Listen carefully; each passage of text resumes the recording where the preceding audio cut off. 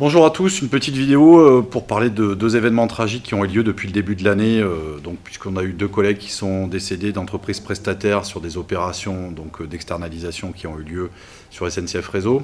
On voulait avoir en premier lieu un petit mot, une pensée pour leurs familles et pour leurs proches qui doivent être dans le deuil du décès de ces salariés qui sont morts au travail. Alors pour le 9 mars, on a un collègue qui est mort par électrocution sur un chantier de repérage de fil. Et le 17 mars, on a un autre collègue qui a été heurté par un train dans un tunnel alors qu'il assurait le cheminement pour assurer la couverture d'obstacles sur une opération d'élagage et d'abattage. Sur des travaux qui ne sont pas sur le périmètre de la région Limousin. Voilà. Donc nous, ce qu'on voulait dénoncer, c'est le temps réel et la totalité de la communication qui est mise en place par l'entreprise sur ce type d'événement et la nouvelle langue qui est employée notamment pour parler d'entreprises partenaires, alors que nous ne sommes pas sur des entreprises partenaires, mais bien sur des prestataires qui effectuent des missions pour le compte de SNCF Réseau et qui sont rémunérés en tant que tels en ayant, entre guillemets, une déficience en termes de formation et de suivi, dont on sait particulièrement qu'à chaque fois qu'on se rend sur des chantiers, on se trouve avec des salariés qui, bien souvent, n'ont pas toute la connaissance du monde ferroviaire et donc se mettent en danger. Pour faire suite aux derniers accidents plus vieux, l'entreprise avait mis les règles qui sauvent dans l'entreprise, SNCF Réseau et puis peut-être même dans d'autres branches de la SNCF. Avec tout ce qui va avec, c'est qu'en gros, on rajoute de la complexité, des nouvelles règles sur des choses qui existent et qui sont censées marcher. Mais la réalité, c'est qu'en fait, on ne connaît pas toutes les règles qui sauvent et toutes en permanence. Alors après, il y a le bon sens, ça reste quand même la première règle qui sauve, c'est le bon sens, et ça, je pense que la plupart des salariés ont du bon sens, c'est pas le sujet. Par contre, derrière, on ne se pose pas les questions de comment on accompagne les jeunes embauchés, et par la suite. Moi, le premier, quand j'ai été embauché, tout ce que j'ai pu aller faire en tournée dans ma phase d'apprentissage, c'est là, on est comme ça, mais en fait, on n'est pas dans les règles parce qu'on n'a pas les moyens humains, on n'a pas d'agent sécu, on n'a pas d'annonceur, etc. Donc, fais attention, voilà. Et ça, c'est toujours le cas aujourd'hui, et l'entreprise refuse de l'entendre. On a tout un tas de REX sur les accidents du travail, avec des collègues qui font les REX et souvent qui vont au bout des choses, mais la réalité, c'est que le REX, au final, il ne prend pas forcément, notamment dans les REX, qu'est-ce qu'on a? On va avoir la réponse à ce qu'il aurait fallu faire et ce qu'il faudra faire. Par contre, la question qui est jamais posée, jamais écrite, en tout cas dans le REX, dans l'analyse, je pense qu'elle est faite réellement par les collègues, mais la question qui est jamais posée, c'est pourquoi ça a été mal fait. Et ça, l'entreprise refuse de répondre et de mettre la lumière sur ça, parce que si on mettait le doigt là-dedans, il y aurait tout un tas de choses où c'est elle qui est remise en question. Et on a pu le voir notamment pour beaucoup d'encadrants SNCF Réseau, où on avait fait la formation facteur humain avec les différents critères, et notamment la responsabilité méthodologie de l'entreprise. Celle-là, elle est très rarement mise en avant et c'est plutôt la responsabilité individuelle du salarié qui est mise en avant. Donc ça, on le dénonce et aujourd'hui, on va encore avoir des larmes de crocodile de nos dirigeants sans remettre en question leur stratégie et leur politique avec, on le voit par exemple sur Sécufer, Sécufer qui apporte de nouvelles contraintes parce qu'il y a des choses qu'on pouvait faire avant, qu'on savait faire, et pour pouvoir externaliser encore plus, ça passe dans des décrets pour que les règles s'appliquent à tous. Et nous, ça nous apporte des contraintes sans moyens supplémentaires. On l'a vu, nous, dans les exercices qu'on a pu faire sur la gare de Limoges, où on doit traverser pour revenir, mais on ne peut plus traverser puisque la courbe est dans le mauvais sens et on n'a pas d'annonceur, on n'a pas de choses comme ça. Et non, puisque en gros, il faut diminuer le nombre d'agents voix parce que ça ne sert à rien au titre de l'entreprise. Et en fait, on est bien content d'avoir des agents voix pour nous faire l'annonce, sauf qu'aujourd'hui, on n'en a plus. Voilà un petit peu tout ce qu'on souhaite dénoncer sur la partie hypocrisie de l'entreprise sur ces sujets-là. Il y a 15 ans, on s'en souvient, tout le monde regardait le film de Ken Loach, The Navigator, en se disant « ça ne peut pas arriver à la SNCF ». Aujourd'hui, je pense que réellement, si on n'y est pas, on s'en approche fortement et très dangereusement.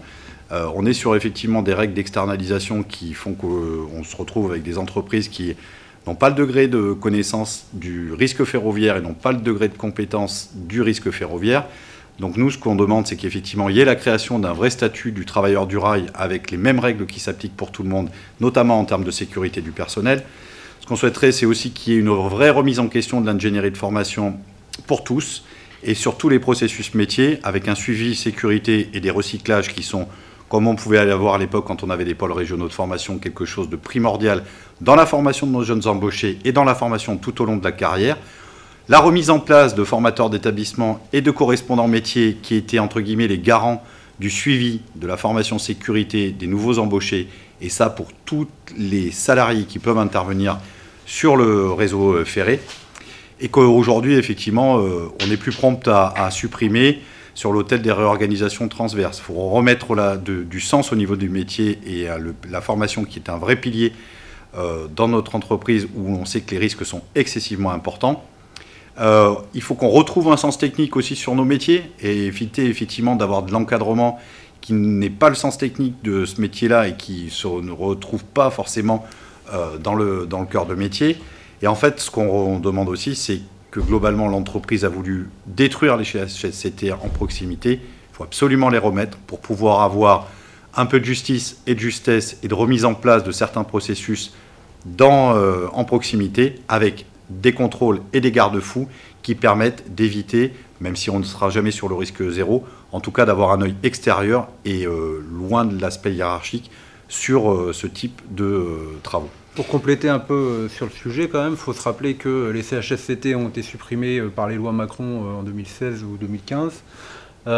L'origine du Code du travail et du ministère du Travail, c'est un accident qui fait plus de 1000 morts dans les mines en 1906.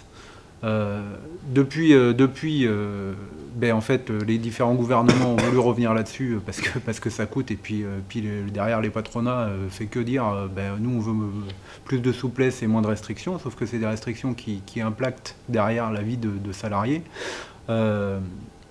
Et en fait, il faut avoir en tête qu'aujourd'hui, au-delà des CHSCT, donc l'entreprise, nous les directions d'entreprise ont une responsabilité, mais le gouvernement aussi, et au-delà de la responsabilité des salariés, on a un inspecteur du travail pour à peu près 10 000 salariés en France. Donc derrière, c'est pareil. Sur ce point-là, on a pu le voir. Nous, régulièrement, on sollicite l'inspection du travail. Les sujets n'avancent pas parce que l'inspecteur est débordé. Et en fait, c'est une réelle problématique. Et il y a un moment, on ne dit pas que s'il y avait plus d'inspecteurs du travail, ça sauverait des vies systématiquement, mais en tout cas, ça participerait à un meilleur équilibre des choses et à un respect par l'entreprise d'obligations, notamment en termes de protection du personnel. On a pu voir aussi un autre accident qu'on a eu, je crois que c'était l'année dernière, pour faire le lien avec la réforme des retraites. Un salarié d'une entreprise privée sur des travaux entre Saint-Denis, Prémartel et Bretenoux, qui est décédé en plein cagnat en plein été. C'était quelqu'un qui était proche de 64 ans. Voilà. Le report de l'âge à la retraite va complètement à l'encontre de la protection des salariés par rapport à des critères comme ça. Puis au-delà de ça, on voit aussi le traitement que peut faire notre direction et au plus proche.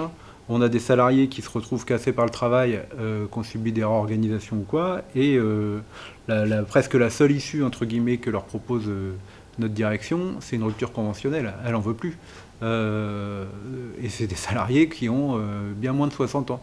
Il y a une chose pour finir qui est quand même relativement claire, c'est qu'aujourd'hui, on a perdu des fondamentaux en termes de sécurité, on a perdu des fondamentaux en termes de savoir.